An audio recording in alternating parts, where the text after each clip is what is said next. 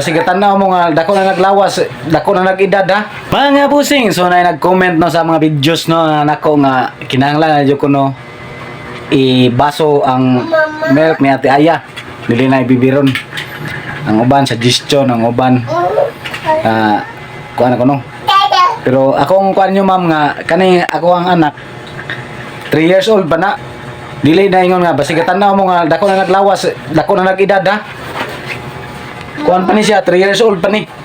So basin next year pohon ako na siyang ibaso. Kay kana siya god dako na siya lawas pero ang edad ana 3 years old pa na siya. Basin nakaingon mo nga dako na nag-edad. Nya kani kuan pa ni siya mag 2 years old pa ni. Muna nga sa inyo ang mga comment ma'am, ay ra mo kabalaka. Ay mo kabalaka kay sunod tuig pohon ako na ang pabasuhon. Karon kana siya 3 years old pa man guna. So mao ra na siya ma'am. Kamo mga nag-comment diha.